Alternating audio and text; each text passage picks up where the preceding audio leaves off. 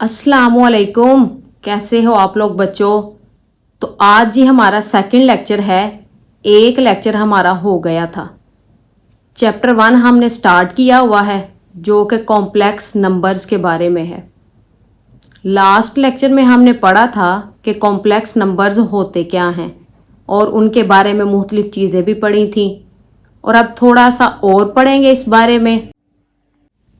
तो बच्चों, अगर आप लोगों ने पिछली वीडियो नहीं देखी तो पहले उसको देख लें, उसका लिंक डिस्क्रिप्शन में मौजूद है। तो प्यारे बच्चों, अब हम कॉम्प्लेक्स नंबर्स की रेक्टेंगुलर फॉर्म के बारे में पढ़ते हैं। ये जो हमारे कॉम्प्लेक्स नंबर्स हैं, इनकी एक खास शक्ल होती है लिखने की, वो ज़रा देखते हैं क्या होती है। इसको हम ऐसे लिखते हैं।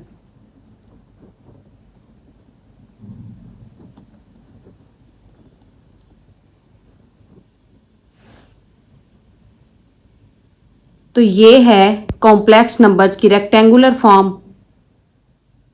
कॉम्प्लेक्स नंबर्स के लिए हम आयोटा का वर्ड यूज़ करते हैं, यानी कि इमेजिनरी पार्ट, इमेजिनरी नंबर, और इसके लिए आयोटा यूज़ होता है।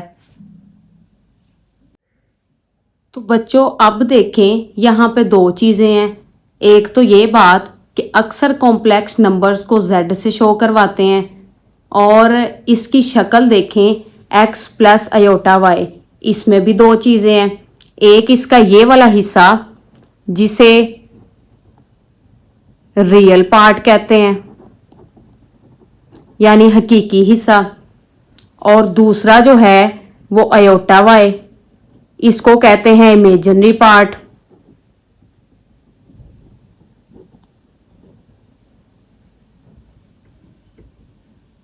यानी गैर हकीकी हिस्सा। जैसे कि एक हम सिंपल सी एग्जाम्पल लिखते हैं, z बराबर 3 प्लस 2 आयोटा।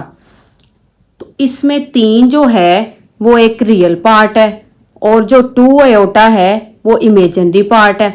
और इनके दरमियान कहीं नफ़ी भी आ सकता है और कहीं जमा भी आ जाता है। तो फिर इनको लिखने का अंदाज भी देख लें, इनको लिखते कैसे हैं। यानी अगर आपने बताना है कि ये रियल पार्ट है तो इसे आप कैसे लिखेंगे।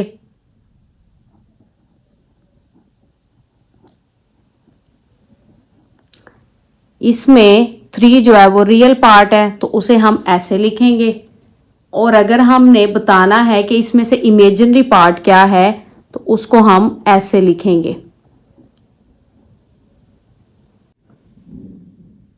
2 के साथ आयोटा हम नहीं लिखेंगे। तो देखें आपको कितनी अहम बातें मैं बता रही हूँ, क्योंकि अक्सर बच्चे जो हैं ये गलतियाँ करते हैं। इसलिए पहले कॉन्सेप्ट को अच्छे तरीके से समझ के फिर सवाल हल किया करें।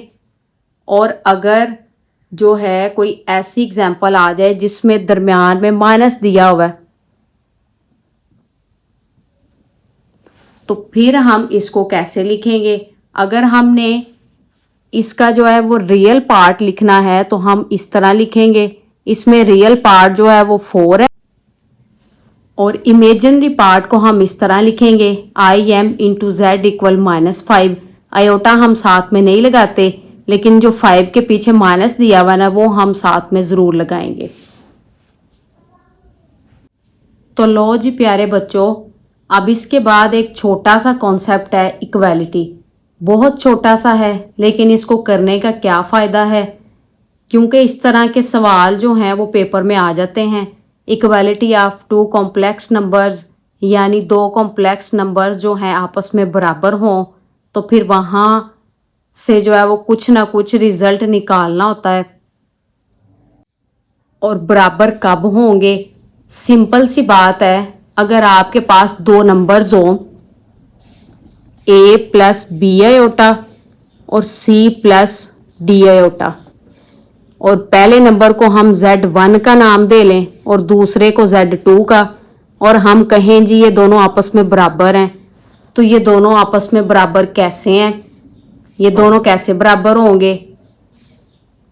तो उसके लिए एक कंडीशन बन जाती है कि पहले का जो रियल पार्ट है वो दूसरे के रियल पार्ट के बराबर है, यानी अगर हम एक मिसाल लें 2 + 3 + 5 iota is equal x + 5 iota. एक सिंपल सी मिसाल से हम देखते हैं कि दो कॉम्प्लेक्स नंबर आपस में बराबर कैसे होते हैं। अब हमें इसमें नज़र आ रहा है कि इधर इसका जो इमेजिनरी पार्ट है वो इसके इमेजिनरी पार्ट के बराबर है, तो इसका मतलब इसका जो रियल पार्ट है वो इसके रियल पार्ट के बराबर आएगा। तो जिस जिस नंबर के साथ आयोटा नहीं है वो रियल पार्ट है, तो हम x को 2 + 3 के इक्वल रख लेंगे, तो x का आंसर आएगा 5। तो यहाँ से फिर हम इसका आंसर दे सकते हैं।